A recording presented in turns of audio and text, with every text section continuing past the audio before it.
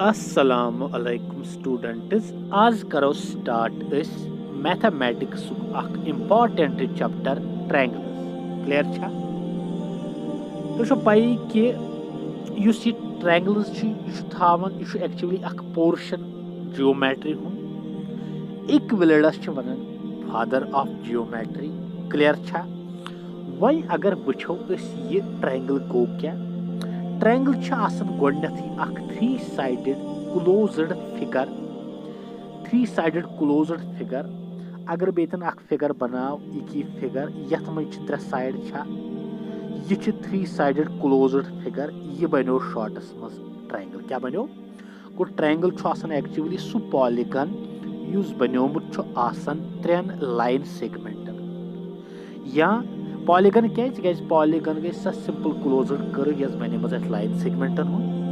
One triangle मसल triangle गो सु पॉलीगन युस त्रेन लाइन सेगमेंटन बनो। ठीक तो अत ट्रायंगलस क्या प्रॉपर्टी अत त्रेन एंगलन हुंद सम 160। तो पई पतमिस पतिम चैप्टर में कंप्लीट कोर्मुत लाइन्स एंड एंगल्स तथ मे वोनमुत कि एंगल क्या एक्चुअली ये जो रे या जो लाइन सेगमेंटन सेम इनिशियल पॉइंट तुम बनावन एंगल। क्लियर गो ये ट्रायंगलस मन त्रे एंगल यमन त्रेनवनी एंगलन हुंद सम 160। क्लियर छा वन अगर वुचो ट्रायंगल चैप्टरस मज क्या पढ़ गोडनथी कॉन्ग्रेंट फिगर्स क्या फिगरन मज यी ट्रायंगल होत क्या फिगरन मज यी सर्कल ते फिगरन मज यी क्वाड्रिलेटरल ते फिगरन मज यी स्क्वायर फिगरन मज यी बदल क्या फिगर कह जियोमेट्रिक फिगर्स दपन जियोमेट्रिकल फिगर्स तेल आसन कॉन्ग्रेंट मीन्स वह कॉन्ग्रेंट खतर यह सिंबल गसन यूज यह बनियोमुत दोन सिंबल यथ वन सिमिलैरिटी तो यह गई equality.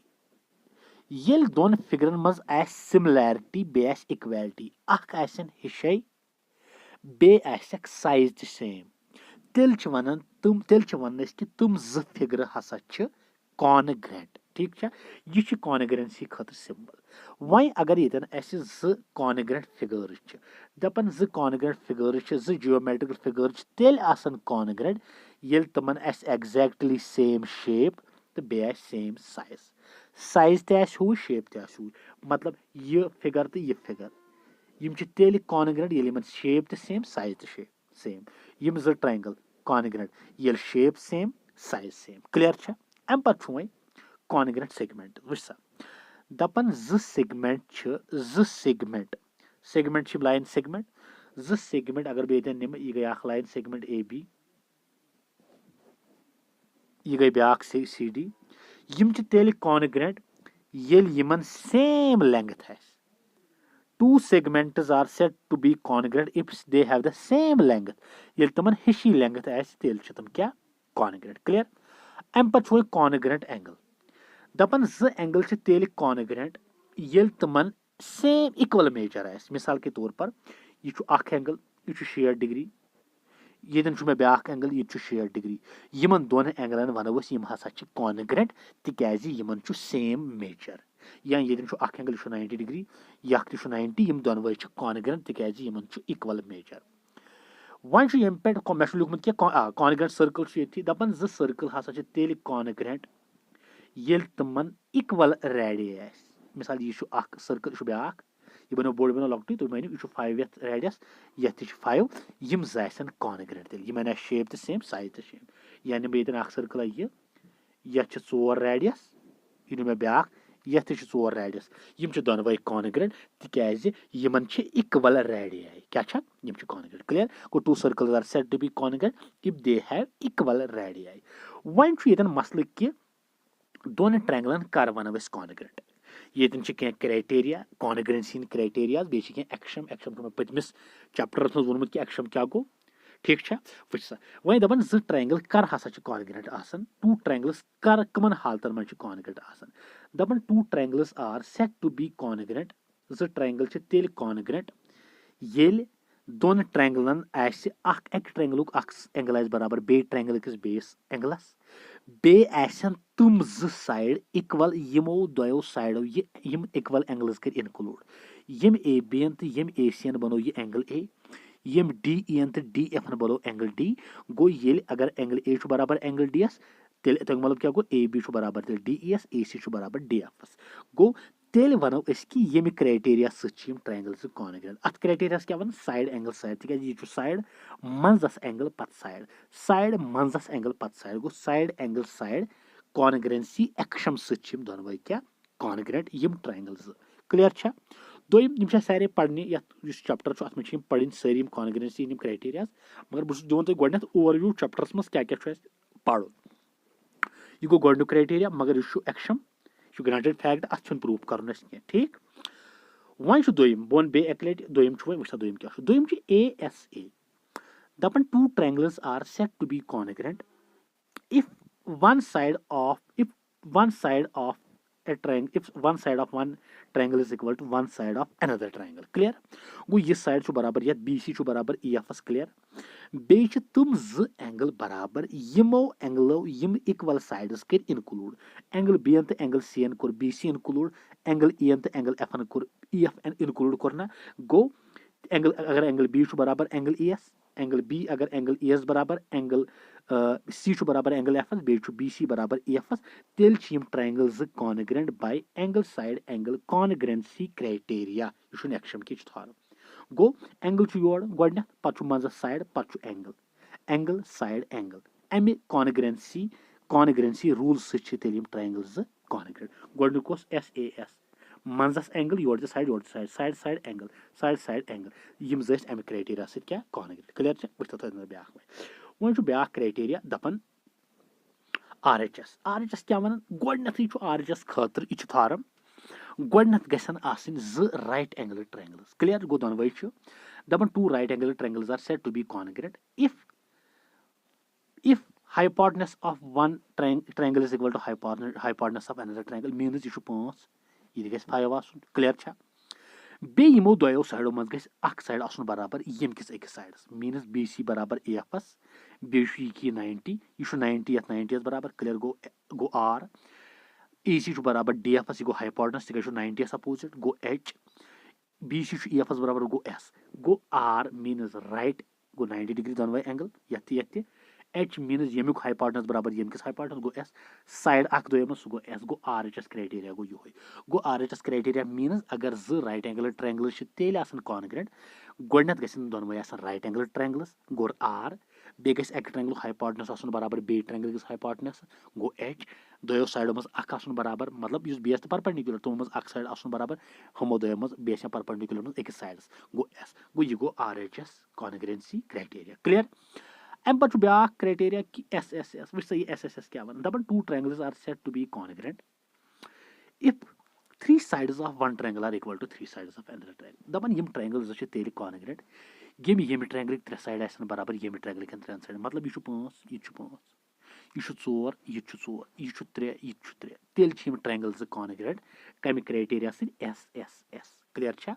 S S S criteria तेल ट्रायंगल्स कॉन्ग्रेंट गो कज पे फिलहाल गो गोडनेथ S A S side angle side two triangles are said to be congruent if one angle of a triangle is equal to one angle of another triangle and the sides including these angles are equal then triangles are congruent by SAS axiom. ASA if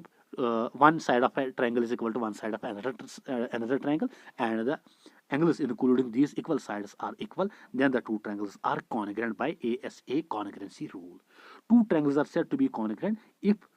they must be right angle triangles and hypotenuse of one triangle must be equal to hypotenuse of another triangle and among these two sides means perpendicular and base one side must be equal to one side of another triangle ठीक को ये गो RHS त्रेम go SSS means two triangles are said to be congruent if 3 sides of one triangle are equal to 3 sides of another triangle यम गई congruency criteria मगर यम वराय छु ब्या congruency criteria सु छु axiom क्या छु सु छु बायत से एंगल साइड क्लियर छ दपन ज ट्रायंगल छ तेल कॉन्ग्रेंट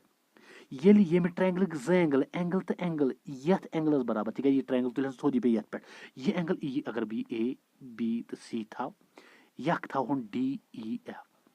गो यम ट्रायंगल ज छ तेल कॉन्ग्रेंट येल ए एस बराबर डी एस बी एस बराबर ई एस गो एंगल बी एस बी सी बराबर ई एफ एस एंगल साइड आवा एंगल साइड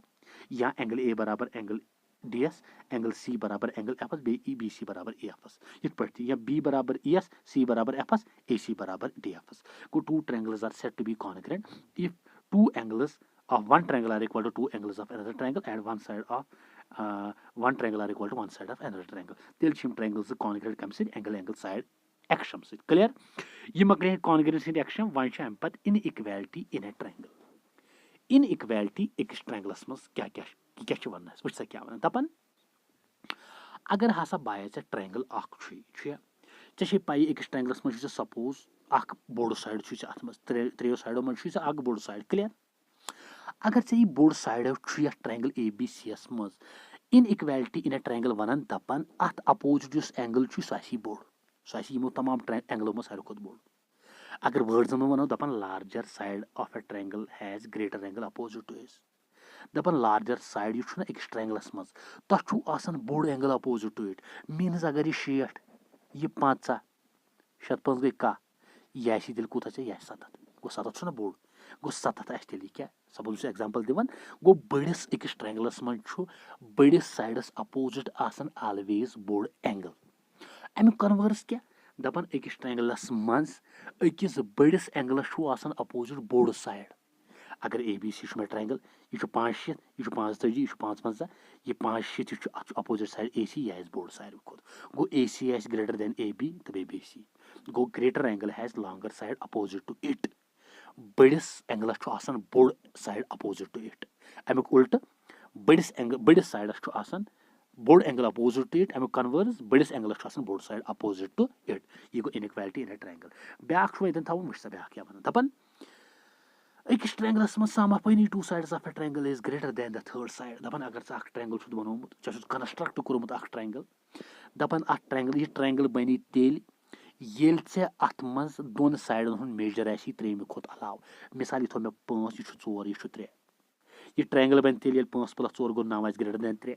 5 + 4 ग्रेटर देन कह 3 greater than 3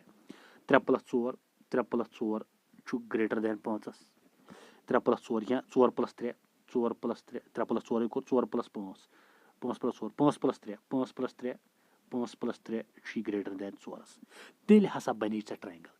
means sum of any two sides of it अगर अकिस ट्रायंगलस मज कह सह राइट एंगल ट्रायंगल कह ट्रायंगल दपन अगर दोन साइडन हुन मेजर त्रेम साइड खोत ज्यादा यह ज्यादा तेल बन ट्रायंगल अदरवाइज वन दप सर वन 2 साइड सपोज यख अगर बे दिम यह 10 यह 5 यह 3 10 यह 5 यह 3 गो 10 तो 5 गई 15 ग्रेटर देन 3 चलो 5 3 8 कम 10 खोत अगर ये ट्रायंगल बनायक ना ये AB त्रेक ना लाइन सेगमेंट 10 त्रोथ वन ये AB त्रोथ ये वन BS पे AS पे रटक ना AS पे रटक वन कोर रटन 5 त्रेक आर्क त्रोथ आर्क ये वन CS पे रटक त्रेक आर्क सह बे सह कर कट गो यमन हालतन मन ट्रायंगल बनान तेल कह मीनस अगर कह ट्रायंगल हर कुन ट्रायंगलस मन दोन साइडन हुन मेजर त्रेम साइड खोत अलाव गो यह अत गोडनिक यह ट्रायंगल किस गोडनिकस लेक्चर तुम ओवरव्यू मतलब अत चैप्टरस मज क्या क्या गस use inequality in a triangle गस या यह गस यूज या डिफरेंट यम कॉन्ग्रेंस इन क्राइटेरिया यम गसन यूज अत मज तो यमो थ्रू पत क्वेश्चन कर तो नेक्स्ट लेक्चरस मज करो वार मतलब थारम इंशाल्लाह ओके अल्लाह हाफिज अस्सलाम अलैकुम स्टूडेंट्स आज पढ़ो ट्रायंगल्स चैप्टरुक दोयम लेक्चर गोडनिकिस लेक्चरस मज दितु तोय मे अमि चैप्टरुक ओवरव्यू अस पोर ट्रायंगल क्या गो ट्रायंगल्स क्लासिफिकेशन पोर अस डिफरेंट ट्रायंगल्स कम छ आसन अस पोर डिफरेंट कॉन्ग्रेंसी दिम क्राइटेरिया छ अस कर वनो ज ट्रायंगल छ कॉन्ग्रेंट आसन तुम पढ़ अस तमन हुन ओवरव्यू दुत मे तोय यथ मज गोडनेथ SSS SAS RHS S angle side angle या एंगल साइड क्या कॉन्ग्रेंसी रूल अमि मजीद वन बह तुम कि बे क्या पढ़ुन यथ चैप्टरस मज ब्रोट कुन पढ़ुन अथ मज डिफरेंट थार्म पढ़ने यथ मज यह थार्म ति कि अगर हसा अख ट्रायंगल आसि अकिस ट्रायंगलस मज अकिस आइसोसेलेस ट्रायंगलस अगर आइसोसेलेस ट्रायंगल आसि आइसोसेलेस ट्रायंगल गो यथ मज 2 साइड आसन बराबर अकिस आइसोसेलेस ट्रायंगलस मज हसा यम 2 साइड पानवे बराबर आसन तमन यम अपोजिट एंगल्स छ आसान तुम ति छ पानवे बराबर आसान। अमुक कन्वर्स करो अस प्रूव कि अगर अख ट्रायंगल छ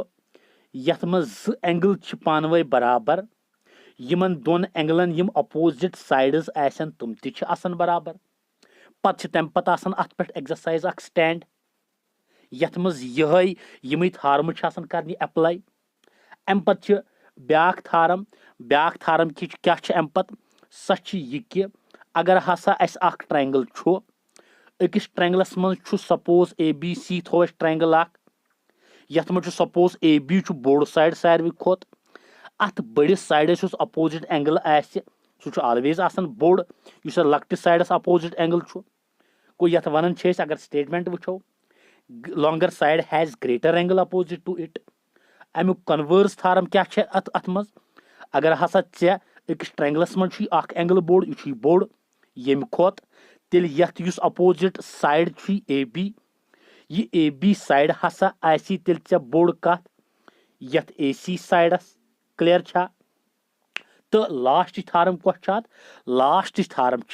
अगर अख ट्रायंगल छुस अकिस ट्रायंगलस मज युस मतलब तेल हेक्यू तुम अख ट्रायंगल कर कंस्ट्रक्ट अख ट्रायंगल हेको तेल बनयित कम सित with the help of compass protector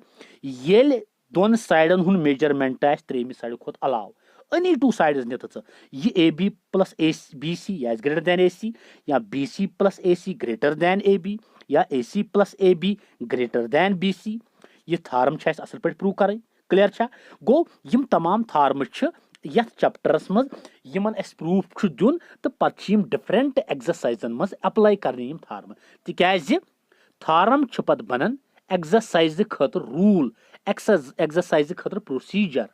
गो यह ओवरव्यू बे डिफरेंट टाइप्स ऑफ एंगल्स तथ एक्यूट एंगल ऑब्टूस एंगल सह मे वोनमुत पे लेक्चरस मज वह करो ये मज यस गोडनिच थार्म स करो वह प्रूव क्लियर छा। स थार्म क्या थो नजर स थार्म क्या इंपॉर्टेंट थार्म तिकाज तुम ख्याल थवन थार्मन हुंद तिकाज यस मे इन वाजन एक्सरसाइज आस गोडनिच तथ मज गछन थार्म यूज ओके। तो गोडनिच थार्म क्या दपन तुम वन सा टू ट्रायंगल्स अगर अस ज triangle two triangles are congruent तुम वन सा ज ट्रायंगल कॉन्ग्रेंट मगर कर ज triangle congruent if two angles and the included side of one triangle are equal to the corresponding angle and the included side of the other triangle दपन तुम वन सा अगर ज ट्रायंगल छु तुम अख ट्रायंगल छु ए बी सी ब्याक छु डी ई एफ यम ए बी सी ट्रायंगल युस छु अमे ए बी सी ट्रायंगल ज एंगल तो मंजस यमो साइड रोट अगर सह बराबर बे ट्रायंगल कन दोन एंगलन तो बेयुस मंजस साइड यमो रोट अथ बराबर तुम वन सा यम ज ट्रायंगल पानवे कॉन्ग्रेंट क्लियर क्या वन अगर वो इंग्लिश पे two triangles are congruent if two angles and the included side of one triangle are equal to the corresponding two angles and the included side of another triangle गो अमुक proof दिन okay. चलो वो given क्या given क्या मज A B C तो D F ज ट्रायंगल ए बी सी अख ट्रायंगल हन डी ई एफ ब्या ट्रायंगल हन यथ ए बी सी एस मज एंगल बी बराबर एंगल ई एस एंगल सी बराबर एंगल एफ एस तिकाज वन ज एंगल तो इनक्लूडेड साइड बराबर एक ट्रायंगल बे ट्रायंगल कन दोन एंगलन तो बे इनक्लूडेड साइडस एंगल बी बराबर एंगल ई एंगल सी बराबर एंगल एफ बी सी बराबर ई एफ ओके। को यह गिवन कंडीशन दित अस क्या प्रूव कर वह A B C congruent D E F मे गोडनथ वोनमुत तुम ज फिगर तेल आसन कॉन्ग्रेंट ये तमन एग्जैक्टली एज सेम शेप तो सेम साइज क्लियर साइज गो मैग्नीट्यूड ठीक वन ये वुच वह करो गो ए बी सी हावन कत congruent D E F S करो अमुक प्रूफ मोलूम करने खतर त्रे पॉसिबिलिटी गसन अराइज क्लियर कम त्रे पॉसिबिलिटी बह दिन एग्जांपल अगर ये निकलाला क्लियर यह ब्या निकलाला तो अगर बह यमन दोन कर पानवे कंपैरिजन हाइट यमिस नाव सपोज मोहम्मद जबार यमिस नाव अब्दुल कुदूस ठीक छा मोहम्मद जबार तो अब्दुल कुदूस ज नफर यमन दोन अगर करो कंपेरिजन युस मोहम्मद जबार या आस मोहम्मद जबार सज हाइट या अब्दुल कुदूसस बराबर या आस मोहम्मद जबार हाइट ज्यादा कम सद Khot Abdul Quddus Khot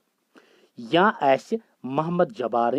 height less than Abdul Quddus खोत गो यम त्रे पॉसिबल केसेस गसन अराइज यम त्रे पॉसिबिलिटी गसन अराइज अगर दोन नफरन करो हाइट कंपेरिजन क्लियर छा गो या बराबर हाइट या अकिस ज्यादा बेस कम या अकिस कम बेस ज्यादा क्लियर छा यम त्रे पकिन बे कह यमो त्रेयो पॉसिबिलिटियों थ्रू करो यमन दोन ट्रैंगलन हुंद प्रूव कि यम कॉन्ग्रेंट ठीक छा वुछ सा क्या there are three possible cases त्रे पॉसिबल केसेस गसन यतन अराइज गोडन्यु केस क्या छु गोडन्यु केस छु ये ए बी हेक या एस ए बी डी ई एस बराबर सो वन दिस एग्जांपल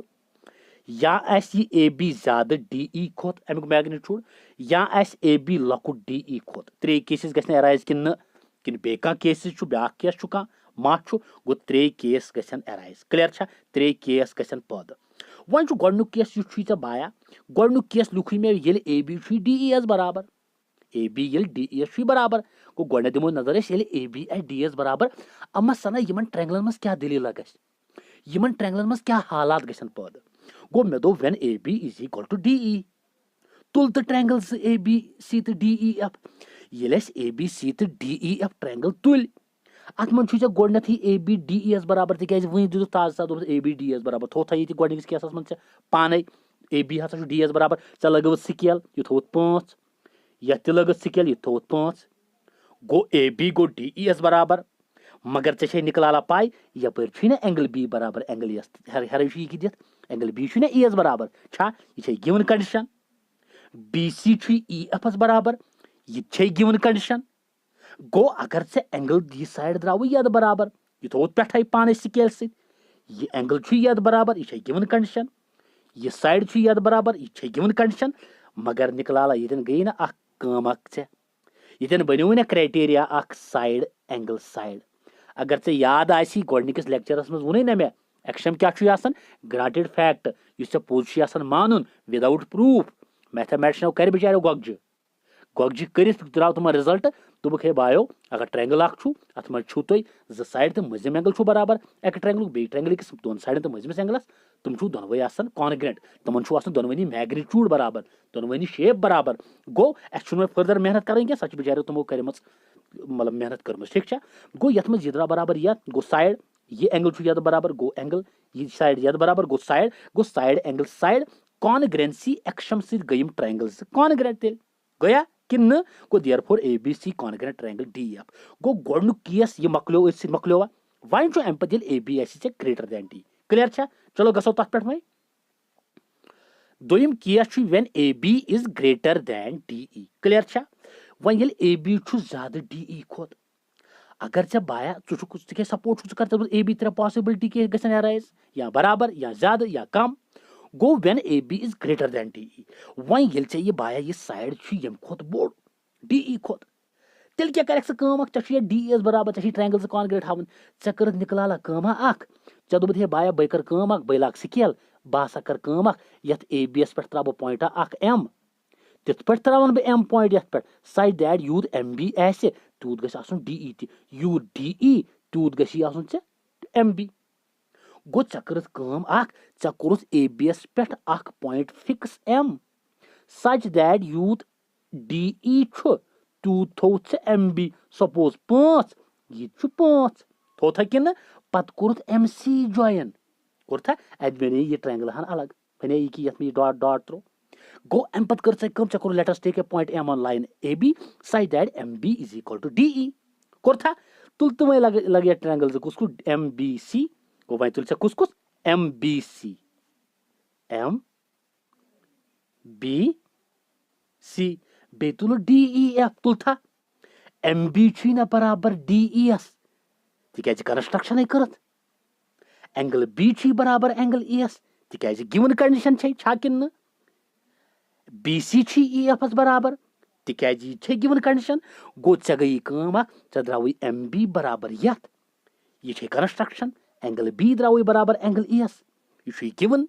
बी सी द्राव बराबर ई एफ एस यह गिवन गो ये बनो ना axiom side angle side side angle side गो ऐ गई चे द्राव एम बी सी ट्रायंगल यह द्राव ऐ बाया कॉन्ग्रेंट कत डी ई एफ एस ये ट्रायंगल जो द्राई कॉन्ग्रेंट ऐ पाई कॉन्ग्रेंट मीन्स गो they have exactly the same shape and size ये जो ट्रायंगल आसन बराबर मतलब अगर चे ट्रायंगल थोद तुलहन त्राहन यथ पे यह साइड पे यथ पे यह पे यथ पे यह पे यथ पे कॉरस्पॉन्डिंग साइड्स ते बराबर कॉरस्पॉन्डिंग एंगल्स ते बराबर गो side angle side कॉन्ग्रेंसी axiom triangle जो गई कॉन्ग्रेंट ये ट्रायंगल जो गई कॉन्ग्रेंट अमुक मतलब गो कॉरस्पॉन्डिंग एंगल्स तेल बराबर ना कि गो एम सी बी अगर यह M C B angle triangle M C B यह ट्रायंगल एम सी बी गो यह एंगल ना बराबर तेल यथ एंगल एफ एस गो एम सी बी द्राव बाया एफ एस बराबर C P C T corresponding parts of congruent triangles मगर निकलाला युथ एंगल सी छीनो गोड़े ए सी बी छीने से लगे एंगल एफ एस बराबर गोड़े थोमुत गोड़े छीने ये एंगल बराबर से यथ बराबर यथ मजम साइड बराबर यथ मगर चे एंगल ए सी बी बराबर एंगल एफ एस गो अगर एंगल ए सी बी बराबर एंगल एफ एस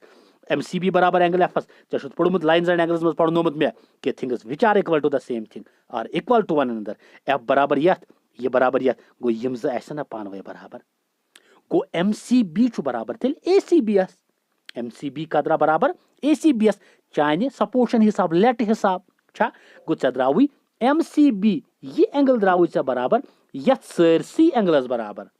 गो एम सी बी द्रावी चे बराबर ए सी बी एस मगर मे वन कथा कि पॉसिबल अब बजन वन ये एंगल बराबर यह एंगल तल वन मे खुदाई सिंद पास यह possible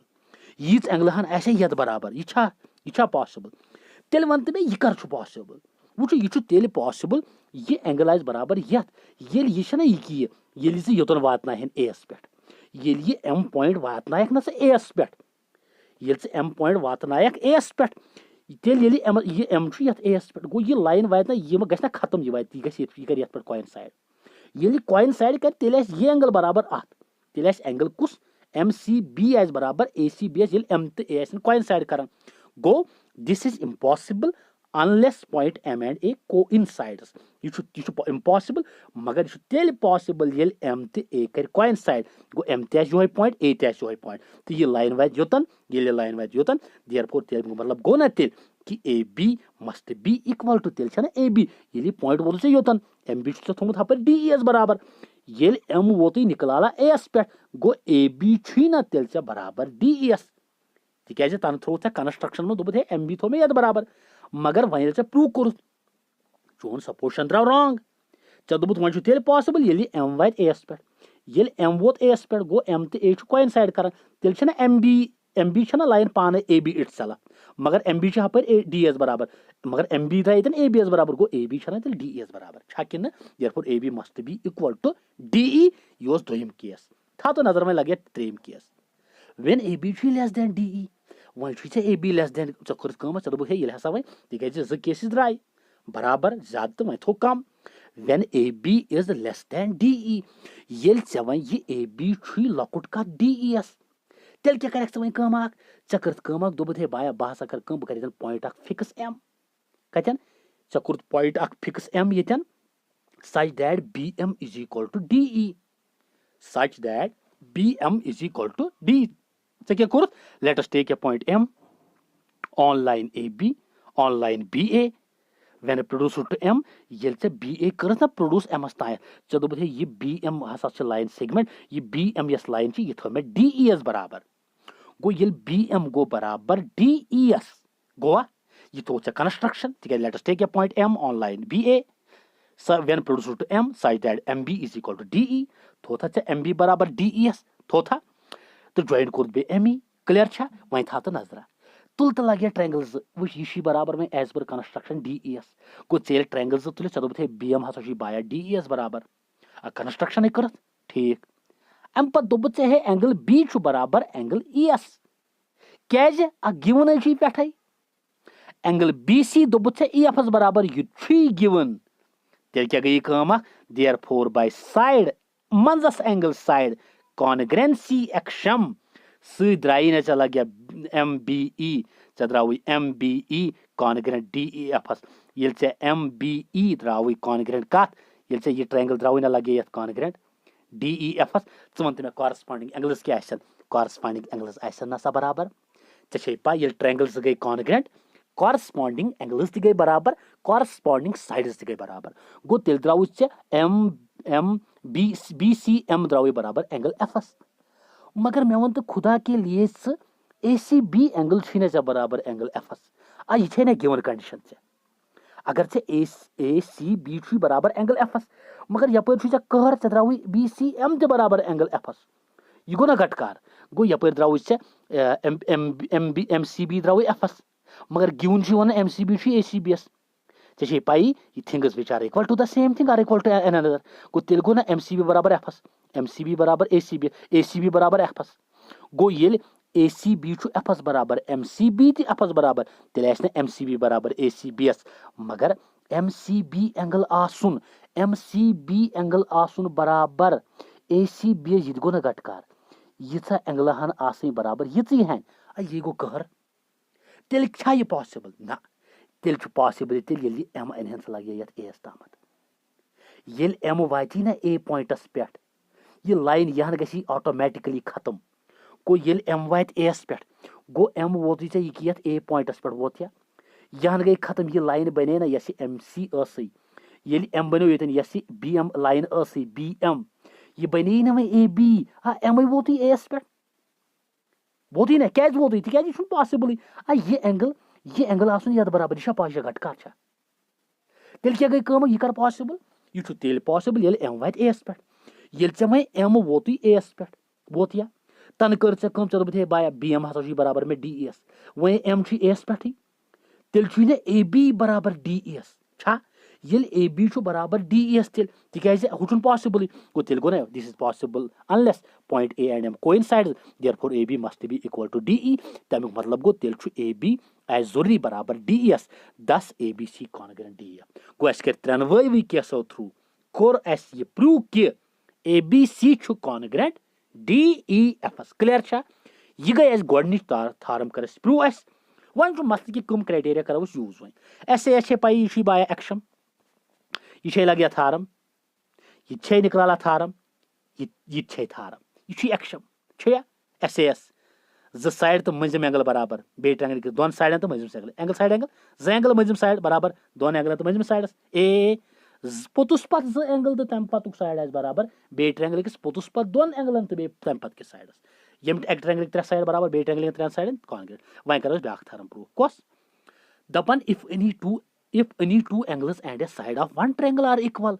to the corresponding angles and side of another triangle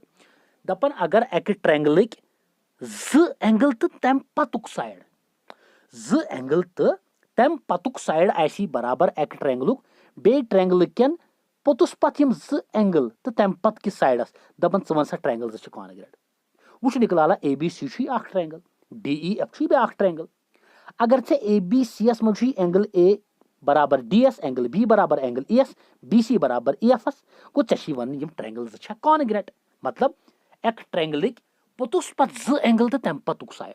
S बराबर बे ट्रायंगल केन पोतुस पत दोन एंगलन तो तम पत किस साइडस चशी वन ट्रायंगल्स छ कॉन्ग्रेंट वहीं अगर बह यथ मज वुच गिवन क्या छु मे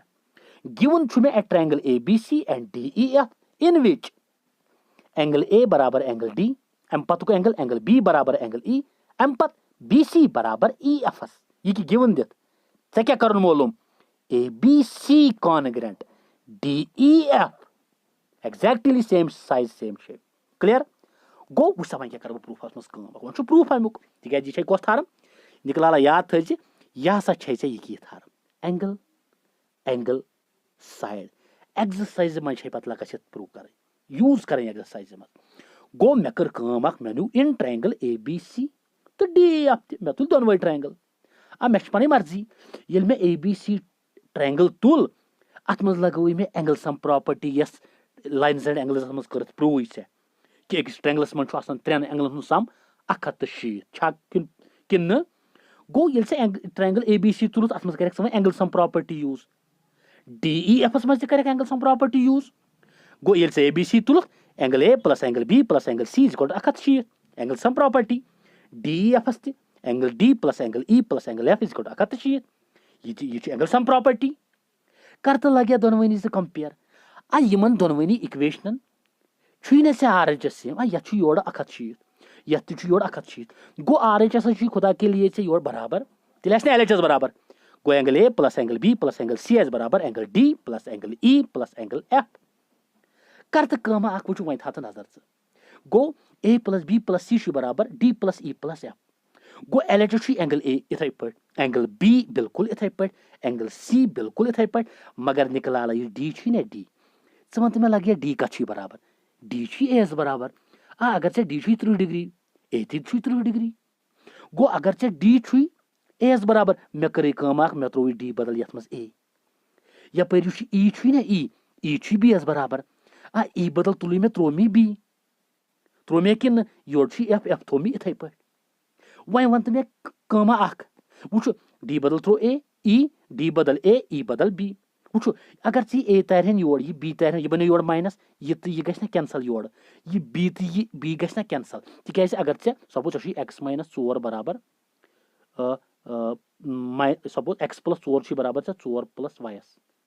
ये 4 तरहन से योर सह गो एक्स प्लस 4 यह बने योर minus 4 is equal to Y ये 4 तो 4 कैंसल सह बन 0 इथे पे कम कर निकला ये ए तरहन योर ये ए तो ए कैंसल बी तो बी कैंसल अत द्राव निकला सी बराबर एफस अत द्राव सी एंगल बराबर एफस वन थाव तो नजर तो खेल तुल तो लगे ट्रायंगल ए बी सी तो डी ई एफ ये ए बी सी तो डी ई एफ तुल था कि अत क्या कम गई एंगल बी बराबर एंगल ई एस गिवन कंडीशन है कि बी सी बराबर ई एफ एस यह गिवन कंडीशन एंगल सी द्राव एंगल एफ एस यह प्रूव्ड एबो यह कोर थन प्रूव एबो कि प्रूव्ड एबो तेल वन तो मे कुछ क्राइटेरिया गई यूज वो लगे यह गो एंगल तम पतुक साइड पत एंगल साइड सॉरी एंगल पत साइड पत एंगल गो एंगल साइड एंगल कोर ना वो ताज ताज प्रूव थारम अगर एक ट्रायंगल जो एंगल तो मजिम साइड आ बराबर बे ट्रायंगल किस दोन एंगलन तो मजिम साइडस तेल ट्रायंगल जो कॉन्ग्रेंट गो ये गई कम ये यह बराबर यथ यह बराबर लगे यथ बराबर गो ट्रायंगल जो गई congruent by angle side angle कॉन्ग्रेंसी rule वो कोर प्रूव तेल यह प्रूव ऐसे पाई रूल कर प्रूव सह बेस मज यूज कर गो यम क्राइटेरिया सह गई ना ट्रायंगल जो कॉन्ग्रेंट यमन ना लगे exactly same shape and same size गो यह मकले दोम थारम अम पे वन एक्सरसाइज सह गई लगस नेक्स्ट लेक्चरस मज ओके अल्लाह हाफ अस्सलाम अलैकुम स्टूडेंट्स आज करो स्टार्ट ट्रायंगल्स चैप्टरुक 3 लेक्चर गोडनिकन दोन लेक्चरन मज कोर अमि चैप्टरुक ओवरव्यू तो बे कर गोडनिच 2 थार्म कंप्लीट यथ लेक्चरस मज पढ़ो गोडनिच एक्सरसाइज ठीक छा गोडनिच एक्सरसाइज हिंद क्या क्वेश्चन करो सिंप्लीफाई तो गोडनिक क्वेश्चन क्या छु तो छो पाई कि अस पढ़ क्या कॉन्ग्रेंसी हिंद रूल यमन मज गोडनुक रूल ओस कि अगर 2 ट्रायंगल अगर यह अख ट्रायंगल छो यह ब्याख ट्रायंगल अगर यम ट्रायंगलुक यह साइड छु बराबर यथ यह बराबर यथ यह मजिम एंगल छु बराबर यथ तेल यम ट्रायंगल 2 आसन congruent by side angle side कॉन्ग्रेंसी axiom छा कि अम मजीद पोड़ अस कि अगर दोन ट्रायंगलन मज 2 एंगल तो मजिम साइड आस अकि ट्रायंगलुक बराबर दोन एंगलन तो मजिमिस साइडस तम साथ यम 2 ट्रायंगल आसन congruent by angle side angle कॉन्ग्रेंसी rule बे पोड़ अस यह क्राइटेरिया ति कि अगर 2 ट्रायंगल अकिस ट्रायंगलस मज 2 एंगल पुतुस पत बे तम पतुक साइड अगर आस बे ट्रायंगल कन दोन एंगलन तो तम पत कि साइडस बराबर तम साथ यम triangle 2 congruent by angle angle angle side कॉन्ग्रेंसी rule यम क्राइटेरिया करो वन एक्सरसाइज मज इस्तेमाल क्लियर छा तो वही गोडनुक क्वेश्चन क्या गोडनुक क्वेश्चन एक्सरसाइज हुंद दपन in a quadrilateral ABCD A B C D quadrilateral अख तुम छो पता कि क्वाड्रिलेटरल सा क्लोज्ड फिगर यस चोरन लाइन सेगमेंटन हज बनेमच बे अथ मज चोर एंगल तो चोरवनी एंगलन हुंद सम 360 डिग्री क्लियर छा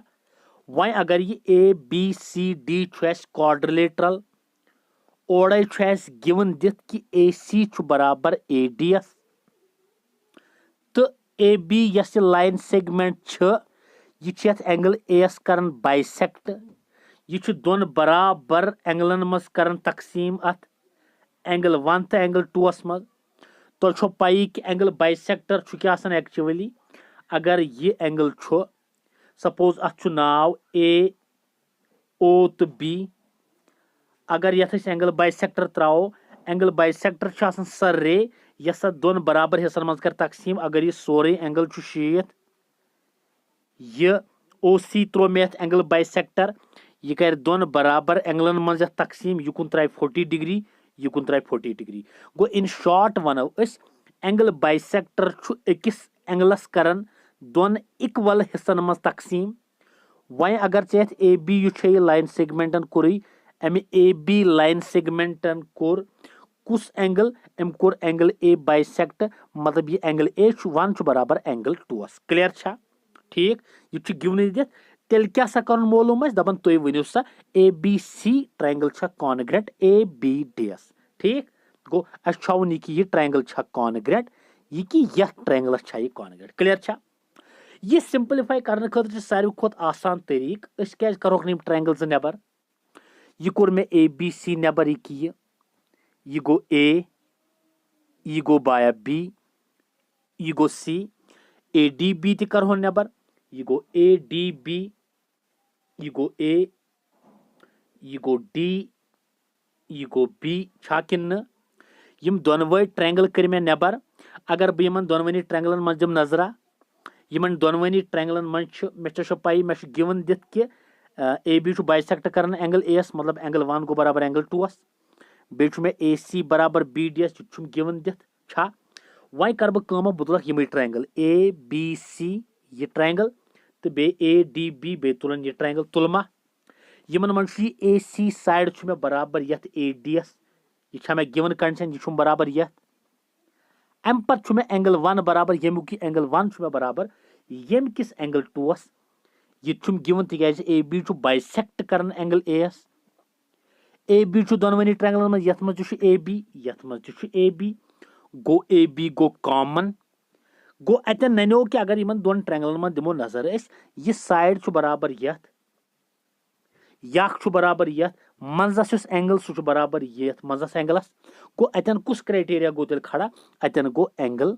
side angle side angle side गो साइड एंगल साइड कॉन्ग्रेंसी रूल सत गई यम ट्रायंगल ज पानवे कॉन्ग्रेंट छा साइड एंगल साइड यह पाई कॉन्ग्रेंसी एक्शम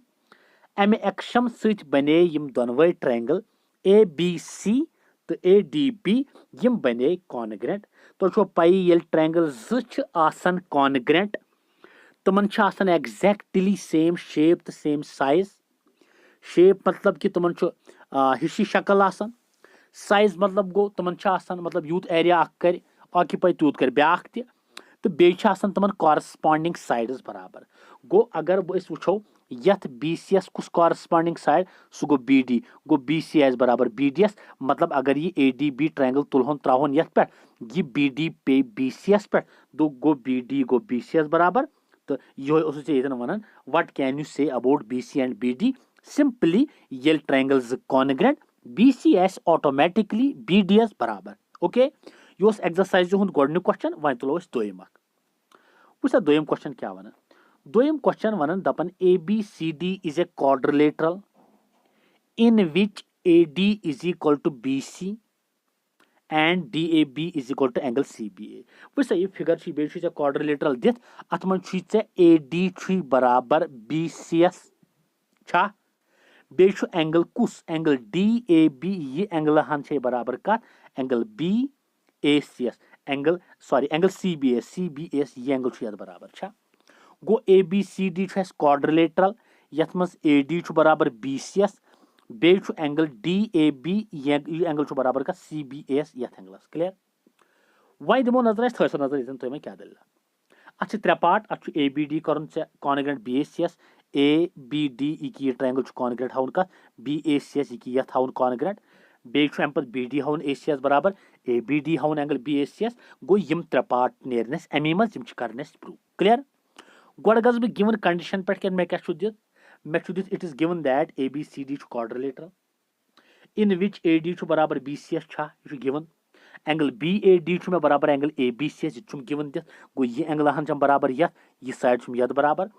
गो वह कर बह वो सा यह त्रे पार्ट सिंप्लीफाई करने खतर मे गोडनेथ यम ट्रायंगल ज कॉन्ग्रेंट हावन तम कर मे नबर मे ABD यह कोर मे नबर यह मे BAC यह कोर मे नबर गो दोनवे ट्रायंगल कर मे नबर कर मे कि नबर कर मिल मे सोद आइडिया कि मे क्या कर मे क्या गिवन गो ये मे ABD तो BAC ट्रायंगल ज तुल यमन मन राजा AD बराबर कत यह ना बराबर कत AD यह बराबर BCS आ गिवन कंडीशन AD ना बराबर BCS पे वो दोपत AD BCS बराबर गो यह गो गिवन अम पे बाया DAB एंगल यह कत बराबर CBS यथ एंगलस बराबर गो DAB एंगल बराबर CBS यह गिवन यपर बाया AB बराबर AB तिक दोनवनी ट्रायंगलन मज यम ट्रायंगल जे तुलित गो AB is equal to AB बे वन बह अक लट AD बराबर कत BCS गिवन एंगल DAB बराबर एंगल CBS गिवन AB बराबर ABS यह गो कॉमन गो त्रेनवे क्राइटेरिया गो मतलब ये अगर नजर दिमो ये कुछ क्राइटेरिया बनो यह साइड बराबर यह एंगल बराबर यह साइड बराबर यथ निकलाला यथ मज गई ना यथ मज कोर ना यह एंगल इनक्लूड यमो दो साइडो यह एंगल कोर ना इनक्लूड यमो दो साइडो अत ये एक्शम चे साइड एंगल साइड ना एक्शम ना एक्शम वन अगर अक ट्रायंगल ज साइड तो मजिम एंगल बराबर बे ट्रायंगल कन दोन साइडन तो मजिमस एंगलस तेल ट्रायंगल ज congruent by side angle side axiom से क्लियर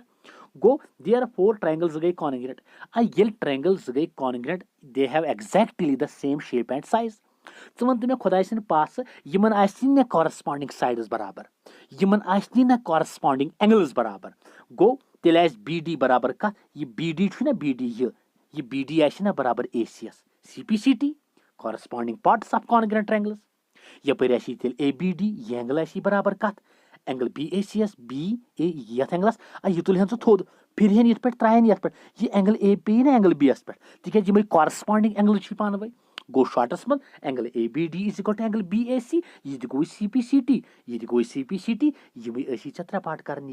कच गई यह त्रे part ABD is equal to BAC BD is equal to AC ABD is equal to यह गो त्रेनवे पार्ट द्राय यम दोयमि क्वेश्चन मज अम पे क्वेश्चन नंबर यह कम क्वेश्चन यह दोयम क्वेश्चन गो यम क्वेश्चन यम कर सिंप्लीफाई यथ लेक्चरस मज अम पे त्रेम लेक्चर तथ मज करो वार त्रेम क्वेश्चन उकुन सिंप्लीफाई ओके अल्लाह हाफिज अस्सलामु अलैकुम स्टूडेंट्स अस करो स्टार्ट आज ट्रायंगल्स चैप्टरुक चूरिम लेक्चर पतमिस लेक्चरस मज कर एक्सरसाइज नंबर 7.1 गोडनिक ज क्वेश्चन सिंप्लीफाई यथ लेक्चरस मज करो क्वेश्चन नंबर 3 क्वेश्चन नंबर 4 तो क्वेश्चन नंबर 5 तायत करो यथ लेक्चरस मज सिंप्लीफाई क्वेश्चन ठीक है तो क्वेश्चन नंबर 3 क्या क्वेश्चन नंबर 3 वन दपन in figure given AD and BC are equal perpendiculars to a line segment AB. Show that CD bisects AB. वन दपन फीसा सा फिगर तो ये बनाइथ कि यह बनकन यह अत मज हसा यस AD लाइन सेगमेंट तो यस BC लाइन सेगमेंट यह AD तो BC यम ज इक्वल हिवी परपेंडिकुलर्स यम त्रावन आमित AB लाइन सेगमेंट मतलब DAO 90 डिग्री एंगल B ति 90 डिग्री तो AD बराबर BCS क्लियर छा तिकाज AD तो BC छी ज इक्वल परपेंडिकुलर्स यम त्रावना आये ए बी लाइन सेगमेंटस ठीक अस क्या वन दपन तुम वनु सा कि यह C D line segment yes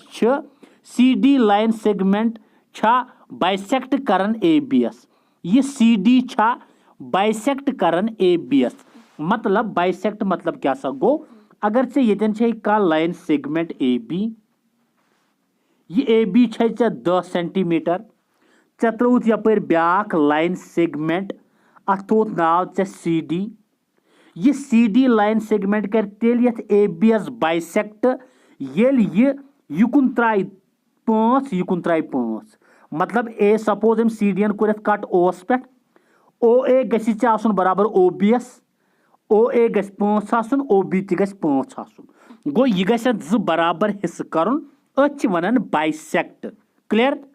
वह क्या दपन तुम वन सा सी डी बाइसेक्ट करन ए बी एस मतलब ए बी बाइसेक्ट गसन मतलब गो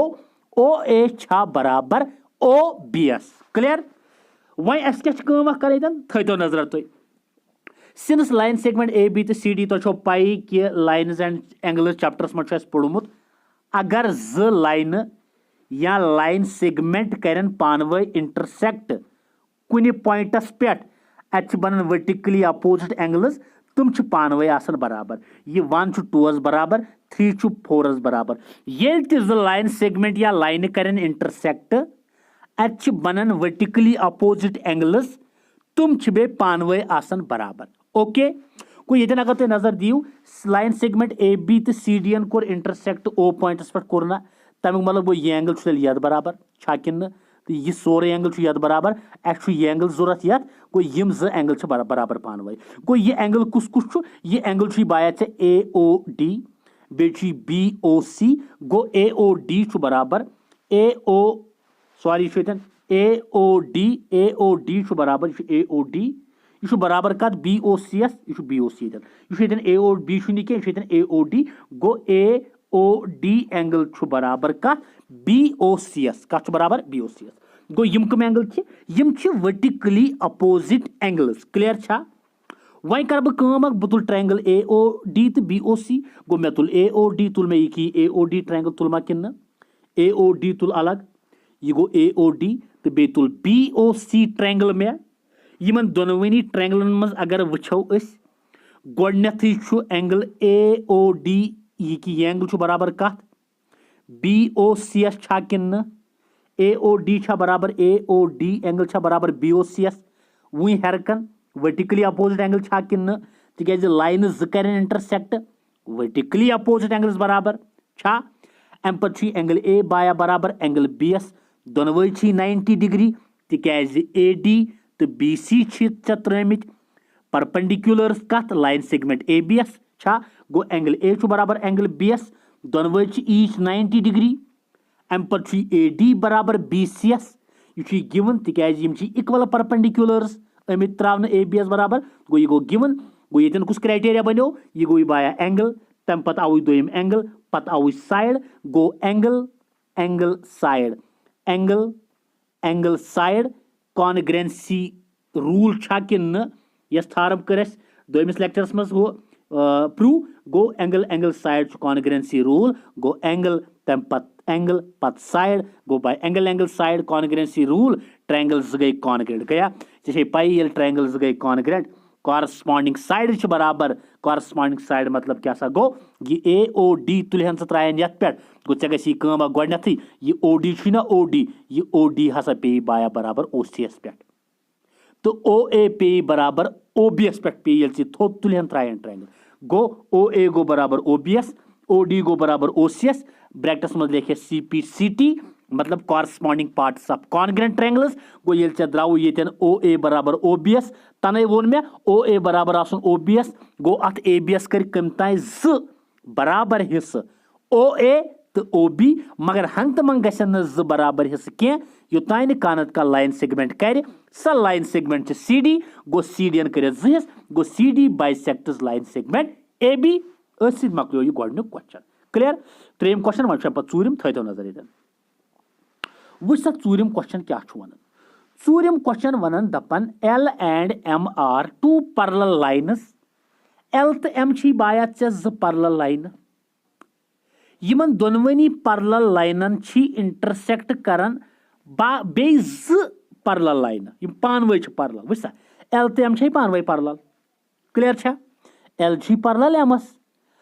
यमन दोन बे लाइन आम त्रावन पी तो क्यों यम पानवे पैरेलल मगर यमन दोनवनी करन कट छा किन गो एल लाइन यह कत पैरेलल यह एल लाइन यह एम लाइन पैरेलल छा यम जो लाइन पैरेलल बे लाइन त्राम कस कस पी तो क्यों यह बाया पी यह बाया क्यों यम जो पानवे पैरेलल छा L parallel M P parallel क्यों क्लियर छा किन अम पत क्या वन पत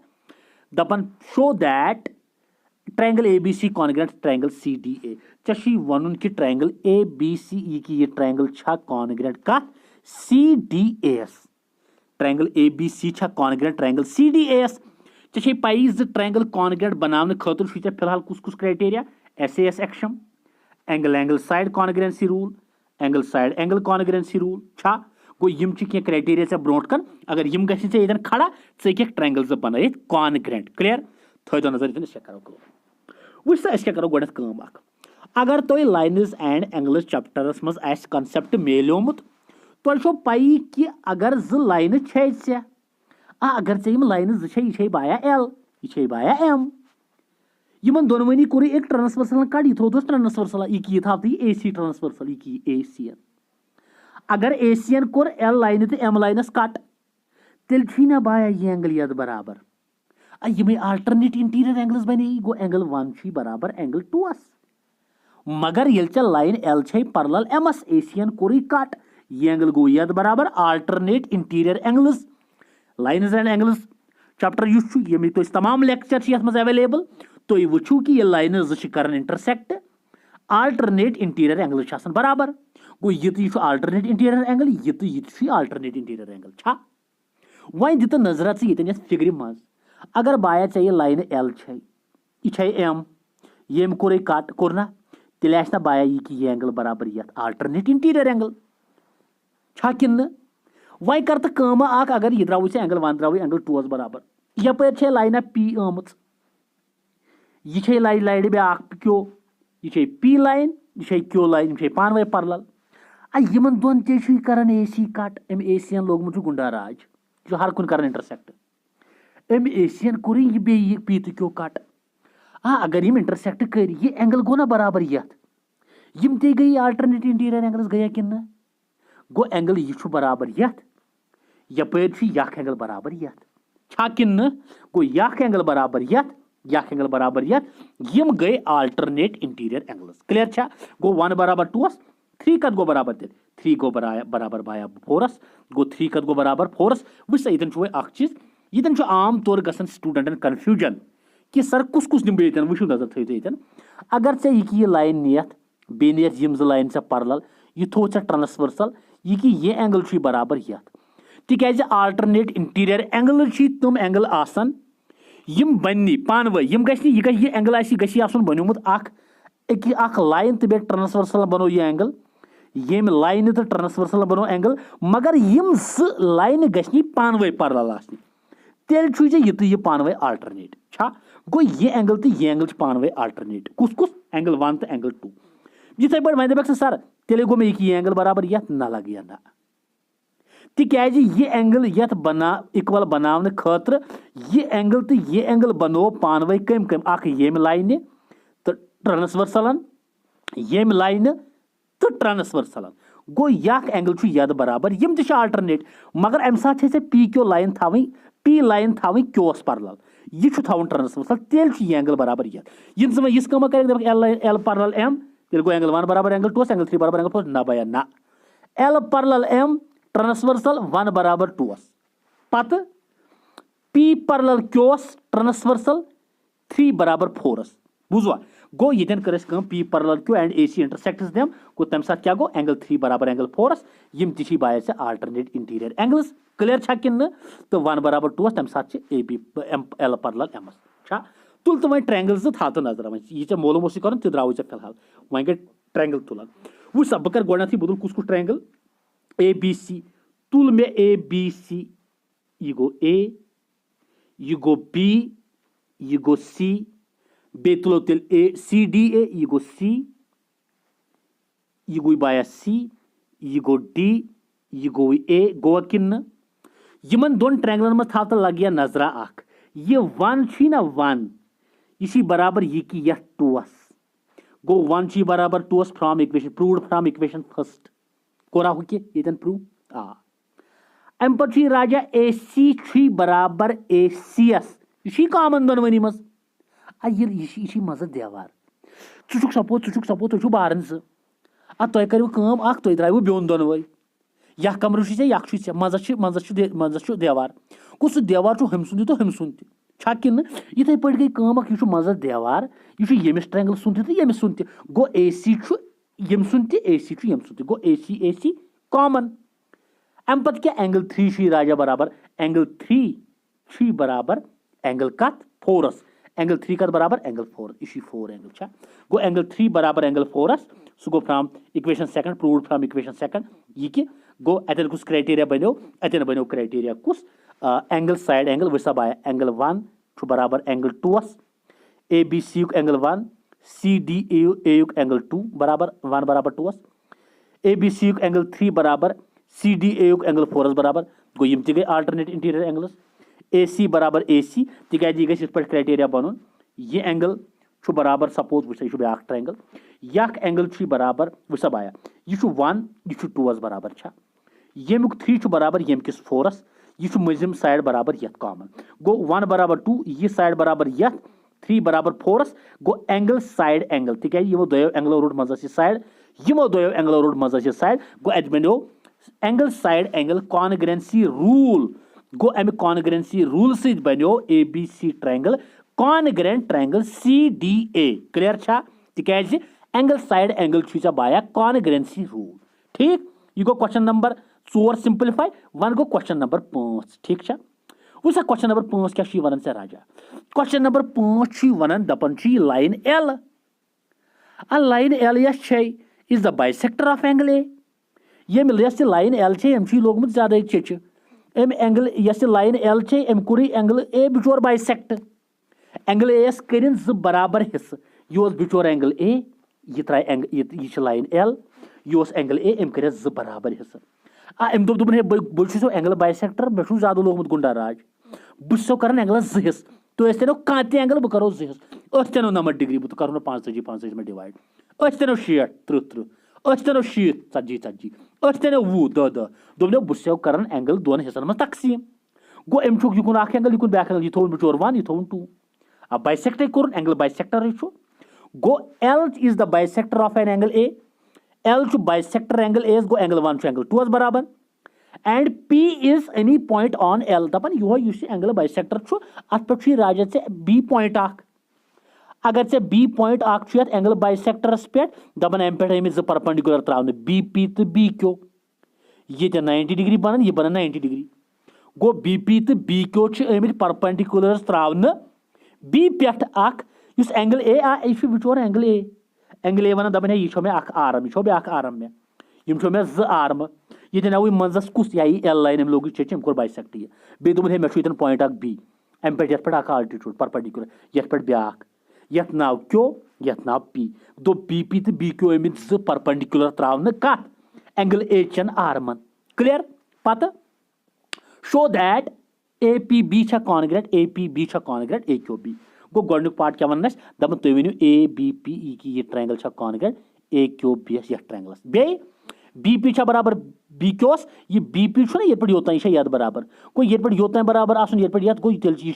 शॉर्टस में वनो कि यह बी छा ह्यू दूर यम एंगल चो आर्मो पे यमो दो नड़ो पे यम एंगल ए नड़ 2 ना चे बी ये चे वन ह्यू दूर यहाँ बराबर यथान यह बी छा ह्यू दूर यहाँ यद बराबर छा थो क्या करो in triangle A P B and A Q B तुल से ए पी बी तो ए क्यू बी तुल था ए पी बी तो ए क्यू बी तुल ए बी पी यह तुल से यह चल राजा ए बी पी यह ए यह पी यह बी छा बे तुल से ए क्यू बी यह यह बाया क्यू यह बी यह 90 डिग्री यह 90 डिग्री यमन दोनवनी ट्रायंगल मज अगर स नजर दि गोड़े आ एंगल 1 छी ना खुदा के लिए वन में एंगल ए छी 1 छी ना बराबर एंगल 2 छा एंगल 1 बराबर ए वसा ए पी बी गोडनथी वुश्त ए पी बी ये एंगल छी बराबर ए क्यू बी एस यथ ईच 90 छा कि न angle A P B is equal to A Q B तिकाज बी पी तो बी क्यू छ अमित त्रावन परपेंडिकुलरस ए आर्म यम एंगल ए च ज नड़ छ तमन पे छा गो ए पी बी एंगल छ बराबर ए क्यू बी एस दोनवे छ ईच 90 डिग्री एंगल 1 छ बराबर एंगल 2 आ एलन कोर ना बाइसेक्ट एंगल ए एंगल 1 तो एंगल 2 में यम छ ना पानवे बराबर गो एंगल 1 गो बराबर एंगल 2 अम पत ए बी छी ना ए बी छी यथ मन छ ए बी यथ मन छ ए बी गो कॉमन गो बोन बे एक लट यमन दोन ट्रायंगलन ए पी बी तो ए क्यू बी एस मज वुश्त गोड़े कि एंगल ए पी बी छ बराबर ए क्यू बी एस ईच 90 तिकाज बी पी तो बी क्यू छ अमित परपेंडिकुलरस त्रावन एंगल 1 बराबर एंगल 2 तिकाज एल छ करन बाइसेक्ट एंगल एस ए बी बराबर ए बी दोनवनी ट्रायंगल मज common therefore by angle side कॉन्ग्रेंसी rule triangle A P B congruent triangle A Q B ये ट्रायंगल गई पानवे कॉन्ग्रेंट तो पाई कॉरस्पॉन्डिंग साइड बराबर गो corresponding side A P B एस बराबर ए क्यू बी किस बी क्योस गो A B P is equal to B Q ये बी पी गो बराबर बी क्योस अत गो C P C T corresponding parts of congruent triangles ये बी पी बी क्योस बराबर आसन मतलब गो बी ह्यू दूर यम निश तो यम निश मगर यम दोनवे क्या यम एंगल ए आर्म गो B is equation from the arms of angle A तो मकलो ये क्वेश्चन पूछम त गो यम 3 क्वेश्चन मकल यथ मज ओके नेक्स्ट लेक्चरस मज पढ़ो क्वेश्चन नंबर 5 उकुन 6 7 8 ठीक है चलो बिहू तो अल्लाह ताला सवाल ओके अल्लाह हाफिज अस्सलामु अलैकुम स्टूडेंट्स आज करो स्टार्ट ट्रायंगल्स चैप्टरुक 5th लेक्चर यथ लेक्चरस मज करो question number 6 simplify question number 7 simplify तो question number 8 simplify question number 8 छो अमि एक्सरसाइज 7.1 लास्ट क्वेश्चन अथ सि गछि एक्सरसाइज कंप्लीट नेक्स्ट लेक्चरस मज तुलो दोयमि एक्सरसाइज हज थार्म के तुम करो प्रूव ठीक छा चलो अस करो question number 6 simplify question number 6 क्या वनन क्वेश्चन नंबर 6 वनन in figure given AC is equal to AE, AB equals to AD, angle BAD is equivalent to angle EAC, show that BC equals to DE. ये यस बनकन figure दिथ दपन यथ figure मज AC साइड बराबर AE साइडस AC बराबर AES क्लियर छा तो सॉरी AC बराबर AES तो AB साइड बराबर ADS अम मजीद एंगल BAD युस एंगल BAD ये एंगल यह बराबर एंगल EACS ठीक छा ज्यादा बेहतर गस अगर दोनवे ट्रायंगल करो असेंबल अस क्या कर मालूम show that BC equals to DE अस वन कि BC साइड छा बराबर यथ DE साइडस अगर अस वुचो यथ पे नुवन कह हिसाब अत क्वेश्चनस मज समझ यह नुवन कथ पे कर सिंपलीफाई मगर ये क्वेश्चन ये फिगर असेंबल करान अम मज करान ट्रायंगल नबर अस असल पे गसन गेस कि अस कथ पे करो सिंपलीफाई ताकि अस नेर BCDES बराबर ठीक छा थो नजर अस क्या करो कम गोडने दिम बह नजर बूच यह BC साइड ती DE साइड कमन ट्रायंगलन मन BC साइड यह BC साइड में यह कि ABC ट्रायंगलस मन तुलतन ABC ट्रायंगल बनावतन यतन तो DE साइड यह कि DE साइड यह ADE ट्रायंगलस मन बनावतन यह कि यतन बनकन ADE ट्रायंगल बनाया गो ये दोनवे ट्रायंगल बनाए बनकन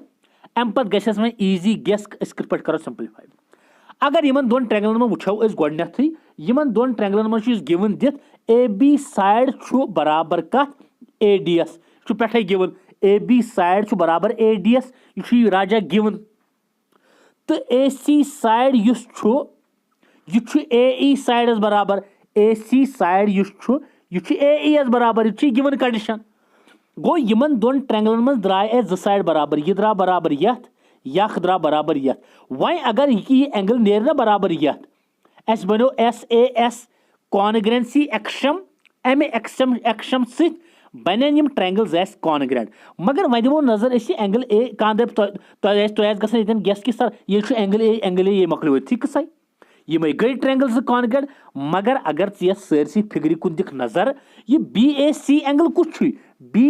ए सी एंगल यह यपर यह एंगल ई ए डी कुछ ई ए डी ये पे योत्ता यह एंगल गो ऐ वन कि एंगल ए कह लिख कॉमन ना यह एंगल कुस एंगल यह एंगल बी ए सी यह बी ए सी यह ई ए डी यह एंगल यम ज एंगल चा बराबर नेरनी तेल नेरनी चम ट्रायंगल ज congruent by side angle side axiom वन मस यम एंगल ज कथ नेरन पान बराबर अगर फिगर कुन दिमो नजर अस ओड़े बी ए डी एंगल बराबर ई ए सी एस अस ओड़े बी ए डी यह एंगल हन ओड़े कत बराबर ई ए सी एस निकला बराबर मगर ऐ पता यह ट्रायंगलस मज काश बी ए सी बराबर बी ए सी काश यह एंगल आसन बराबर कत ई ए डी एस ई ए डी पे योत्ता मगर अगर तुम इन दोन एंगलन सनियो यह एंगल बराबर यथ चे हावन यह बराबर कत यह दोनवनी पर यह मजिम एंगल हन यह पर मज दोनवनी अगर दोनवनी इक्वल क्वांटिटी कह पर यपर यह बराबर यथ एंगलस तो यथ एंगल दोनवनी यह पर हेको ना बोथ साइड्स एड कर एंगलस से तुम पी लाइन्स एंड एंगल्स मज पोड़ एक्शम्स अगर इक्वलस करो ना एड दोन होलन तम होल्स तम पत बराबर गो वह अगर येन बी ए डी एंगल बराबर कत ई ए सी एस गो मगर ऐ गसी नेरन बराबर बी ए सी एंगल बराबर कत ई ए डी एस गो दोनवनी एंगलन यह पर बह क्या कर बी ए डी एस एड डी ए सी तो ई ए सी एस कर एड डी ए सी करा तिक इक्वल्स हेको एड कर बोथ साइड्स गो ये मे it is given that B A D is equal to E A C given मे कोर डी ए सी योर एड बह हेक कर एड इक्वल्स बोथ साइड्स गो बी ए डी तो D A C is equal to योर कोरम ई ए सी एस एड डी ए सी एस यह इक्वेशन अत कोर बोथ साइड्स एड एम से गो ये बी ए डी एस कोर एड यहन यथन यह बनो ना एंगल यह बी ए सी बनो यह एंगल द्रावा यपर ई ए सी एस यथ एंगल हान कोर्स ऐ डी ए सी एड अत बनो ना ई ए डी अत बनो यह एंगल अत बनो यह एंगल ई ए डी बनो अत बनो ई ए टी द्राया दोनों एंगल बराबर द्रावा यह एंगल बराबर यह द्रावा गो अस कोर प्रूव बी ए सी बराबर डी ए एस या ई ए डी एस वन तुलोक triangles in triangles A B C and A D E in triangle A B C and A D E इन दोनों ट्रायंगल मज ए बी बराबर ए डी हर given angle B A C बराबर angle D A E angle B A C बराबर angle D A ई यह go from equation first यह क्या कोरा प्रूव्ड अबो तो ए सी बराबर ए ई एस यह गिवन दोनों कंडीशन ए बी बराबर ए डी एस ए सी बराबर ए एस गो साइड एंगल साइड एक्शम द्राव अम एक्शम सत गई ना ट्रायंगल ज निकला कॉन्ग्रेंट ये ट्रायंगल ज गई कॉन्ग्रेंट कॉरस्पॉन्डिंग साइड ऑटोमेटिकली बराबर गो बी सी नेरी बराबर डी ई एस गो ये बी सी गो बराबर डी ई एस अत C P C T means corresponding parts of congruent triangles गो अस कोर सिंप्लीफाई यह क्वेश्चन नंबर शो एक्सरसाइज 7.1 छा गो क्लियर किन ठीक चलो अस पको वो नेक्स्ट क्वेश्चनस कुन युस क्वेश्चन नंबर 7 सह बिल्कुल अथ्यू क्वेश्चन अस वन दपन ए बी हसा बाया चे लाइन सेगमेंट छया यह A B line segment P अत मिड पॉइंट क्या पी मिड पॉइंट अमुक मतलब गो ए पी गो बराबर पी बी एस गो किन गोड़े तिकाज निकला P mid point A B एस ए पी बराबर तेल पी बी एस छा किन अम पत हसा बाया यह ए बी साइड अगर तुलख यह ए बी यथ ज साइड ये अंद गो अख साइड ये अंद गो ब्या साइड दपन यथ ए बी एस अकी साइड ज पॉइंट कुस कुस अख डी बे ई दपन D to E A B line segment अकी साइड ज पॉइंट गो डी तो ई अकी साइड छा सच दैट चे कोर्मुत ए तो डी ज्वाइन बे कोर्मुत बी तो ई ज्वाइन कोर था गो such that D and E are points on the same side of A B such that ये ज्वाइन कर अट बने कम एंगल अट बने एंगल कुस बी ए डी ये एंगल बराबर कत ई ए बी ई यथ एंगल बराबर ओड़े वन गिवन कंडीशन गिवन ओड़े वन दपन बी ए डी बराबर एंगल ए बी ई एस छा अम मजीद बे वन दपन ये पी कोर्मुत एस तान ज्वाइन पी कोर थे डी एस तान ज्वाइन अम मजीद हसा बाया E P A angle E P A ये एंगल हान बराबर कत डी पी बी एस यथ एंगल एंगल बराबर छा गो ये एंगल बराबर यथ छा कि यह गिवन कंडीशन सी फिगर लिखमुत वही क्या वन अगर बे कर अक let P be mid point A B एस D to E A B एस अकी साइड ज point side that angle D A B बराबर ई बी पी एस बे एंगल ई पी ए ये बराबर डी पी बी एस यद बराबर ऐ क्या D A P congruent E B P D A P की ये ट्रायंगल कॉन्ग्रेंट कत ई बी पी एस यथ ट्रायंगलस करो दोनवे triangle number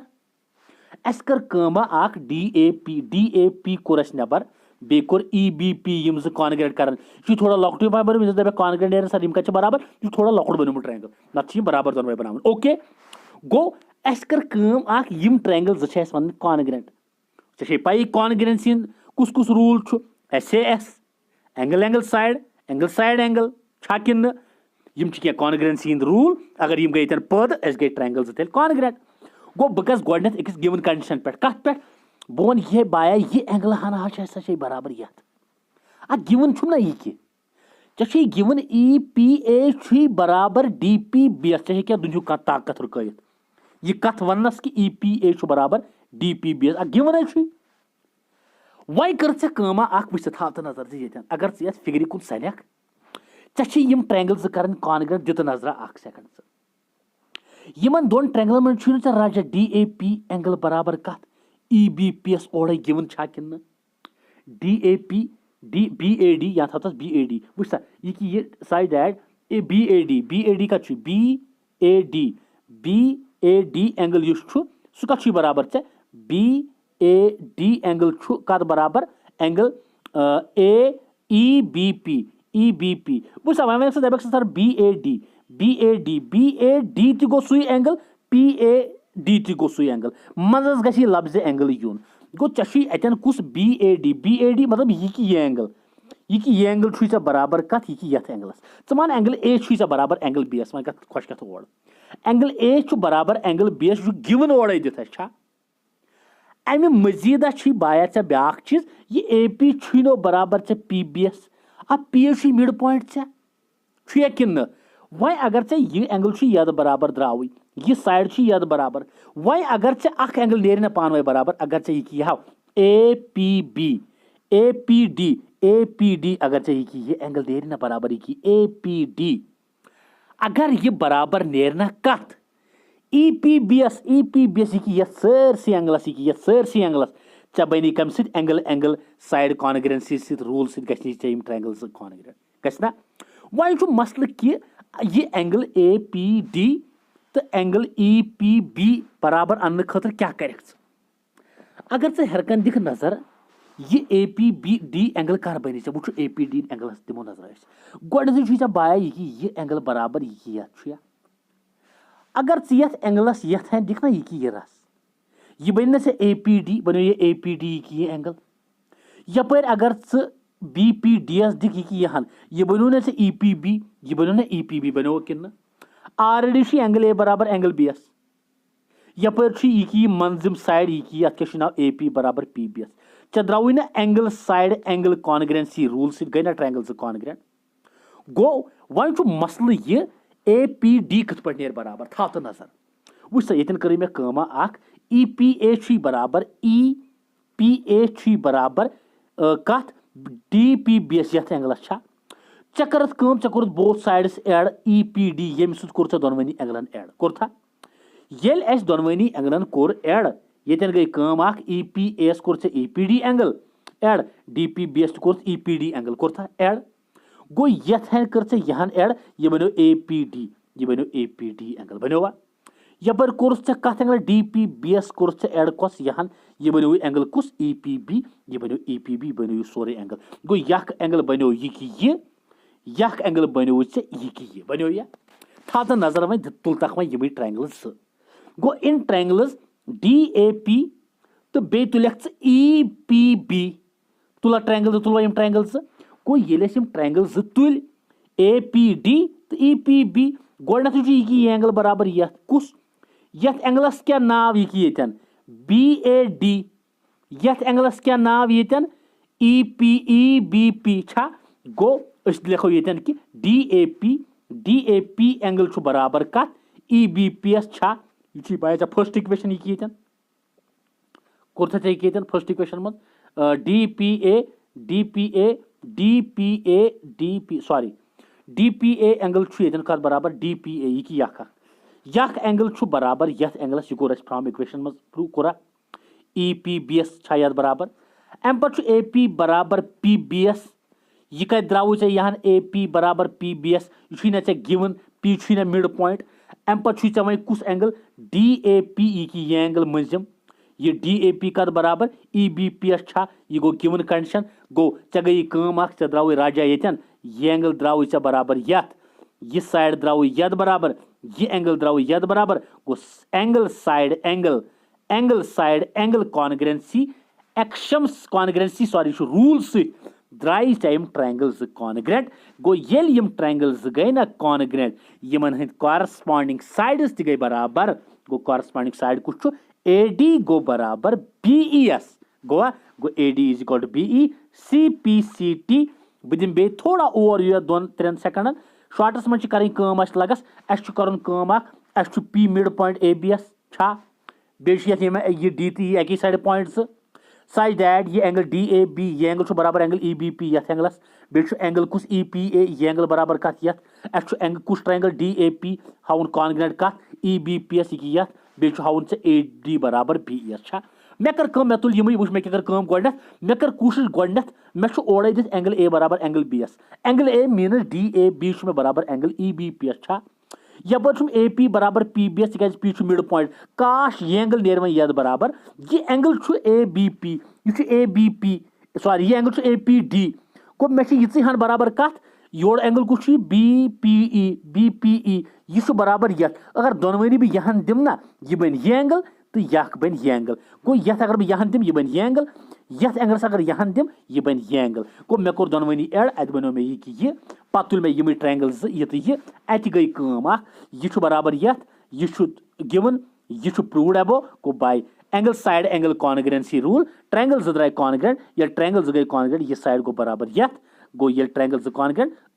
A D is equal to B E C P C T गो प्रूव क्वेश्चन नंबर 8 तो last question हम exercise हुन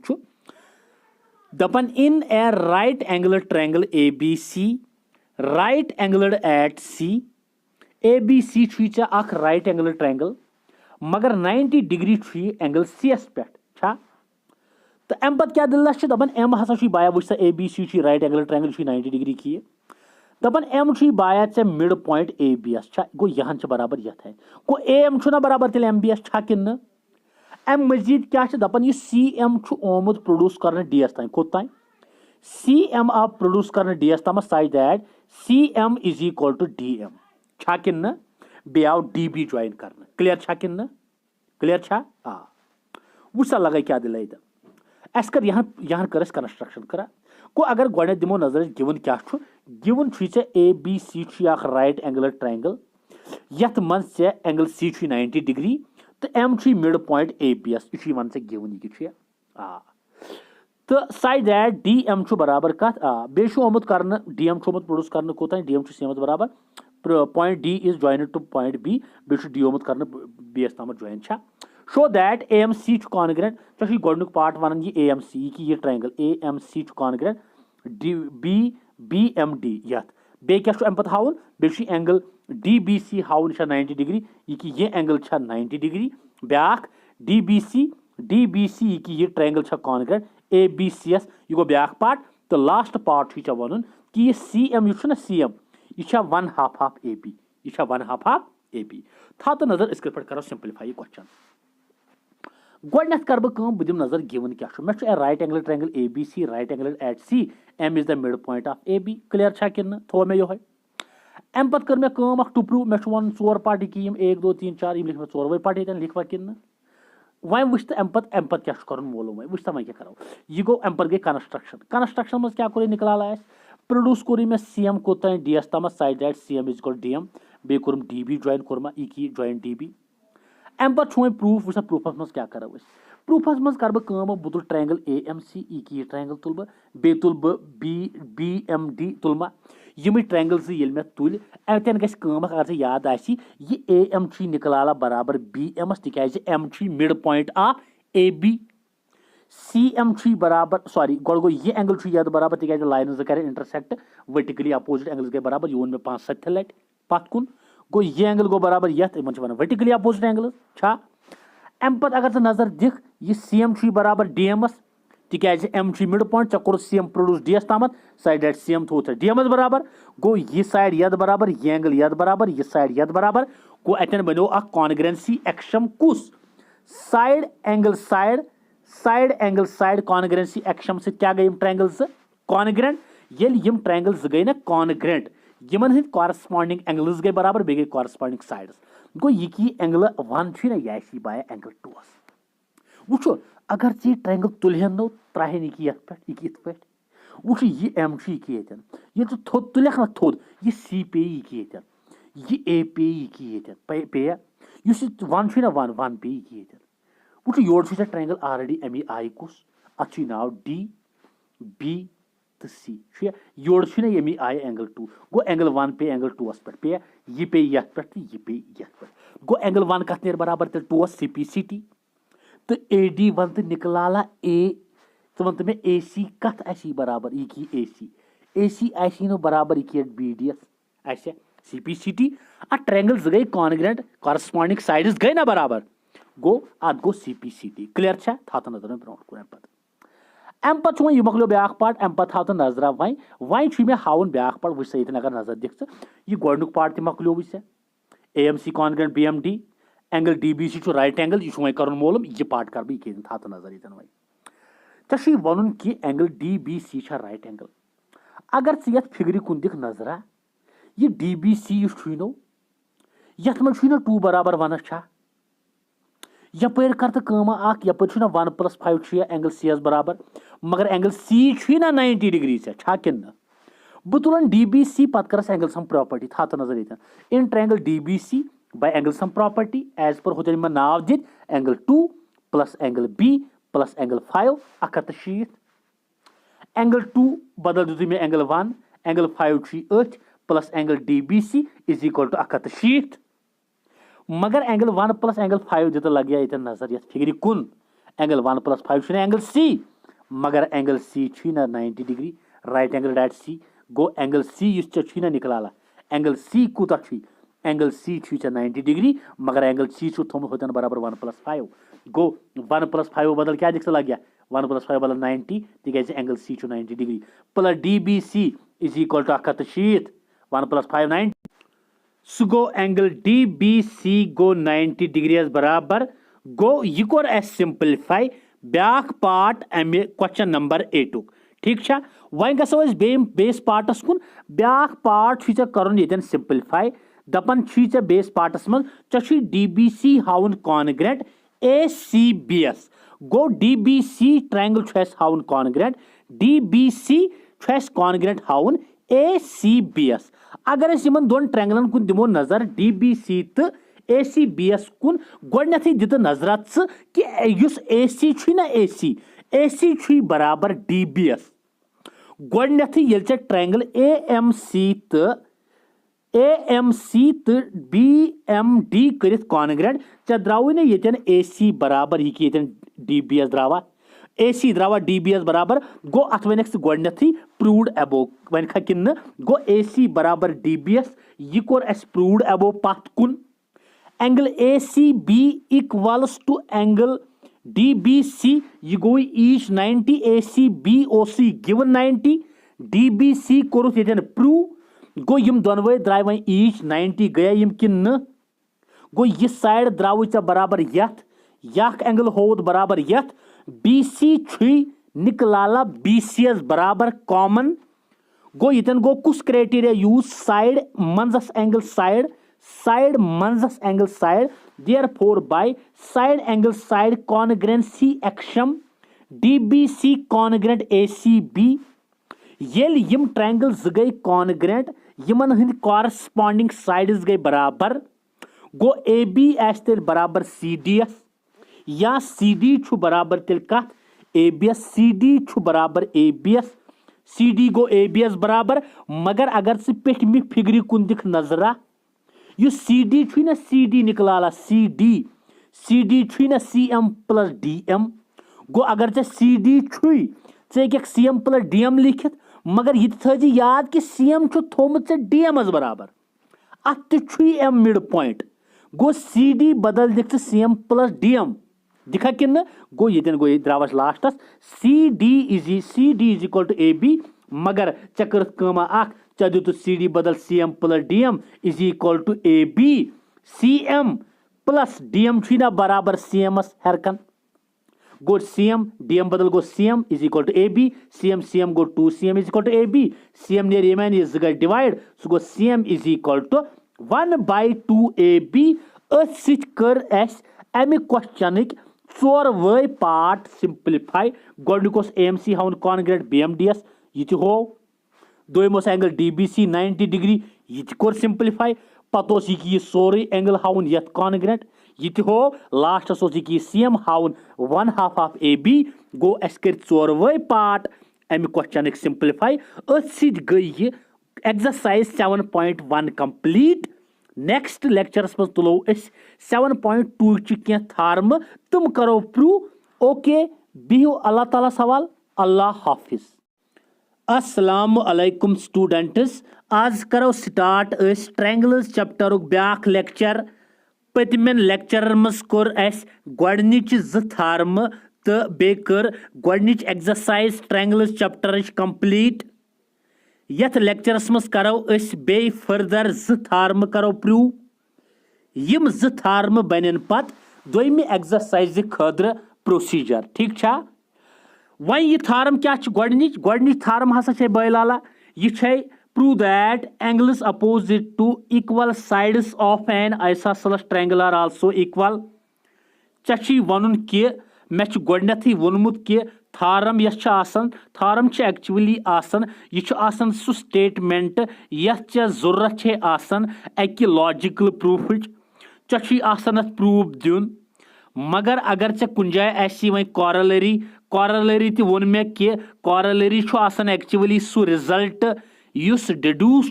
गोमुत थार्म मज थार्म मज रिजल्ट द्रोमुत सह पत खाली हेकन डायरेक्टली हेकन पत एक्सरसाइज खतर यूज करित ठीक छा वन यस थार्म यह क्या वन दपन तुम वनु सा अकिस ट्रायंगलस मज अगर आइसोसेलेस ट्रायंगल आइसोसेलेस ट्रायंगल गो सह ट्रायंगल यथ मज ज साइड आसन बराबर दपन तुम वनु सा अकिस आइसोसेलेस ट्रायंगलस मज यम हसा ज इक्वल साइड यमन दोन इक्वल साइडन यम अपोजिट एंगल्स तम छा बराबर अगर वो ABC आइसोसेलेस ट्रायंगल AB बराबर ACS यथ ABS निश अगर तुम मज बे कन पत त्राय ब्रोट कुन नजर तमिस पे एंगल CS कुन अगर कह ACS पे पत त्राय ब्रोट कुन नजर तमिस पे एंगल BS पे गो सिंपली वन कि एंगल B छा बराबर एंगल CS यह स्टेटमेंट क्या angles opposite to equal sides of an isosceles triangle are also equal. यम एंगल अपोजिट अकि आइसोसेलेस ट्रायंगल केन तमन दोन साइडन यम बराबर छ तो वनु सा यम एंगल ज बराबर वु सा बजाना गोडनथी क्या छ गिवन चे given an isosceles triangle ABC छा यथ मज AB छु बराबर ACS ये छ गिवन कंडीशन एस क्या करन मालूम एस छु करन मालूम कि एंगल B छा बराबर एंगल CS क्लियर गो ये छु गिवन एस टू प्रूव क्या छु एंगल B हाउन एंगल CS बराबर एस कर अथ मज कंस्ट्रक्शन मतलब यम सत एस प्रूफ करन गस आसान गो एस कर कंस्ट्रक्शन एस त्रो यथ एंगल एस बाइसेक्टर एंगल एस त्रो एस एंगल बाइसेक्टर छु एकस एंगलस करन ज बराबर हिस्स मे छु पतमे लेक्चरन मन छु वनमुत गो AM त्रो एस एंगल बाइसेक्टर एंगल एस गो अगर ये एंगल ए छु 60 डिग्री ये बाइसेक्टर कर ज बराबर हिस्स 40 तो 40 अगर 60 30 30 अगर 10 5 5 गो अम कर ज बराबर हिस्स तुम ज बराबर हिस्स क्या क्या छु अख छु एंगल 1 ब्याख छु एंगल 2 गो एंगल 1 छु बराबर एंगल 2 अस तिकाज एस त्रो एंगल बाइसेक्टर AM अत क्लियर छा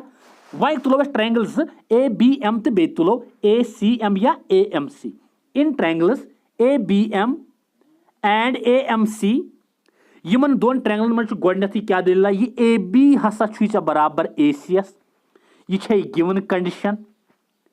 एंगल 1 छु बराबर एंगल 2 अस ये छु कंस्ट्रक्शन तिकाज ये कर मे कंस्ट्रक्शन AM छु दोनवनी ट्रायंगलन में अगर बम ट्रायंगल ज असेंबल त करक ये गो बायत से AMB या गो से AMC ये AB छु बराबर ACS गो साइड ये एंगल 1 छु बराबर एंगल 2 अस गो एंगल छु कंस्ट्रक्शन AM छु दोनवनी ट्रायंगलन मज गो कॉमन छु गो अतन गो क्राइटेरिया खड़ा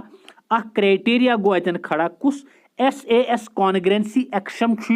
ये छु एक्चुअली ये छु कॉन्ग्रेंसी रूल के दिस इज ओनली द एक्शम गो ये छु एक्शम गो अम एक्शम सत वनो अस कि ट्रायंगल ज गई कॉन्ग्रेंट कुस कुस ABM तो बे AMC अगर यम ट्रायंगल ज गई कॉन्ग्रेंट गो यमन छु तेल एग्जैक्टली सेम शेप तो सेम साइज अगर वह ये ABM ट्रायंगल तुलहोन थोद ये ABM ट्रायंगल तुलहोन थोद ये त्रावहोन कत AMCS पे ये एंगल B पे CS पे AM पे AMS पे ये AB पे ACS पे गो इन शॉर्ट एंगल BS बराबर एंगल CS तिकाज यम छु कॉरस्पॉन्डिंग एंगल्स गो लड़के लिखो सा CPCT मतलब corresponding parts of congruent triangles गो योहे ओसस मालूम करन गो एस कोर मालूम कि एंगल B छु बराबर एंगल CS अस सित गई theorem prove okay next theorem क्या छ अमिच कन्वर्स वुसा बाय नेक्स्ट थॉरम क्या छ prove that sides opposite to equal angles of a triangle are also equal वुनकन छी बैलाला चे एकस ट्रायंगलस में एंगल बराबर ची वनुन कि यमन दोन एंगलन यम अपोजिट साइड्स छ यम छा बराबर गो अगर अस वुचो अस क्या सा छु अस छु दित ए ट्रायंगल ABC छा क्लियर किन अत मन छु एंगल B बराबर एंगल CS गिवन छु तिकाज sides opposite equal angles of a triangle are also equal गो छु वनुन कि तुम ज साइड यम एक ट्रायंगल केन दोन इक्वल एंगलन आसन अपोजिट तुम ज साइड छा बराबर गो यतन न्यूस कि एंगल B छु बराबर एंगल CS तिकाज ये छु बायत से गिवन गो अस छु AB हाउन बराबर ACS ये छु मालूम करन ये गो टू प्रूव गो कंस्ट्रक्शन क्या छ अस कर काम अस त्रो AM परपेंडिकुलर BC अस त्रो AM परपेंडिकुलर आल्टीट्यूड त्रो अस A पेट कत BC साइडस गो आल्टीट्यूड छु बनावन अतन 90 डिग्री एंगल क्लियर छा गो अस त्रो आल्टीट्यूड बनो 90 डिग्री एंगल यतन अम पत करो काम आखस में वै तुलहोक लगस हम ट्रायंगल्स कुस कुस AMB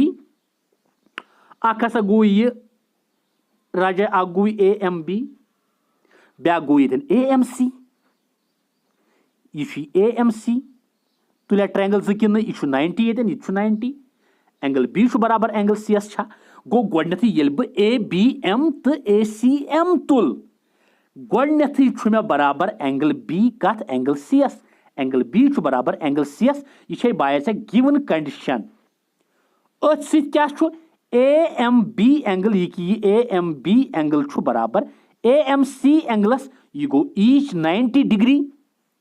यह कंस्ट्रक्शन मज यह त्रुत AM त्रुत परपेंडिकुलर BCS तो AM AM बराबर दोनवनी ट्रायंगलन मज कॉमन गो यह गो कॉमन ये गोवा गो अत कुछ क्राइटेरिया गो खड़ा अत गो क्राइटेरिया यह गो गोडथ एंगल पत गो बे एंगल पत गो साइड गो एंगल एंगल साइड